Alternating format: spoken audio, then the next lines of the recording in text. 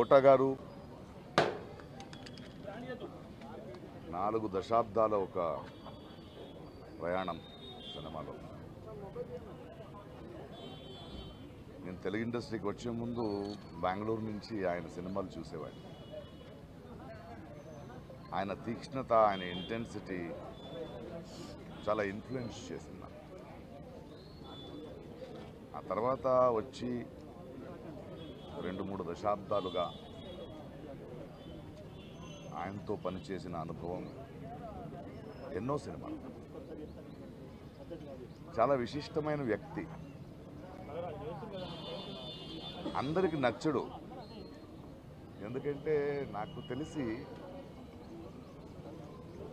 ఎవరిని మెప్పించే ప్రయత్నం చేయలేదు ఆయన. అద్భుతమైన నటుడు, ఎందుకంటే ఆయనకంటూ ఒక అవగాహన ఉండేది, ఆయనకంటూ ఒక సటైర్ ఉండేది. పరిశ్రమలో మనం చాలామంది నటులను చూస్తాం, కానీ ఏదో ఒక డైలాగ్ రాసిస్తే అలాగే చెప్పడం కాదు. దాని వెనక ఆయనకున్న ఒక సటైర్ ఉండేది, ఒక అవగాహన ఉండేది,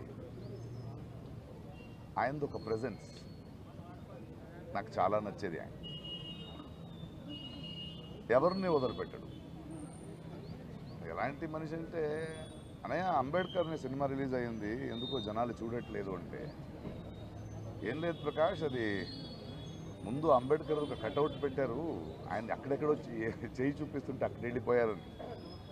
అంటే ఎటకారం కాదు అది, అలాంటి మంచి సినిమా చూడరు వీళ్ళు అనే ఒక ఆవేదన ఆయనలో ఉండేది. ఆయన నిరంతరంగా ఆయనలో చూసింది నేను, తెలుగు భాష, తెలుగు నటీనటులు, తెలుగు ప్రతిభలకి అంత పెద్ద ఎత్తున ఛాన్స్ దొరకట్లేదు. కొందరికి అది కుళ్ళు అనిపించేది, బట్ ఆయన ఆవేదన చాలా నిజమైందని నాకు అనిపించేది. ఒకసారి ఎవరో అడిగారు, ప్రకాష్ రాజ్ గారు పరభాష నటుడు కాదంటే, కాదండి, బట్ ఆయన తెలుగు నేర్చుకున్నాడు కదా, మనోడు అయిపోయాడు కదా.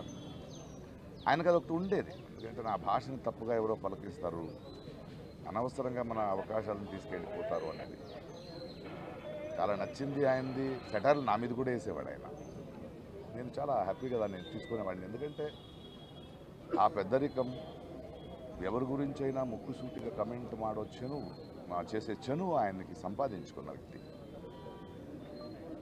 పోయిన సంవత్సరం షూటింగ్లో నేను, ఆలీ, బ్రహ్మానందము, బ్రహ్మాజీ మనమందరూ ఉన్నప్పుడు నాకు ఎందుకో ఆయన చాలా గుర్తొచ్చి, ఎక్కడా కోట గారు అన్న.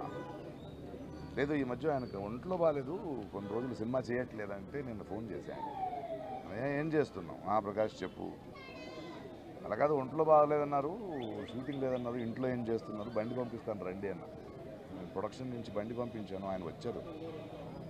వచ్చి సరదాగా ఆయన మన సెట్లో కూర్చొని మాట్లాడుతూ బ్రహ్మానందంగా అందరితో మాట్లాడి ఆనందం చూశాను. నేను ఫోన్ చేశాను, ఈవినింగ్ వెళ్ళాడు. ఆ తర్వాత కూడా 2-3 సార్లు నేను ఏదో అవసరం ఉన్నప్పుడు ఫోన్ చేస్తే మాట్లాడేవాడు.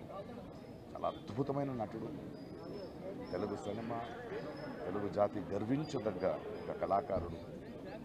ఆయన చేయాల్సింది, ఆయన పాత్రలు మనం మర్చిపోలేము, ఆయన సటైర్లు మర్చిపోలేము. తన జీవితంలో ఇంట్లో చాలా పెయిన్ చూసిన ఆ నొప్పిని ఎప్పుడూ బయట ఒక మెలోడ్రామాగా ఆయన వాడుకోలేదు. తనంటూ ఒక వ్యక్తిత్వం.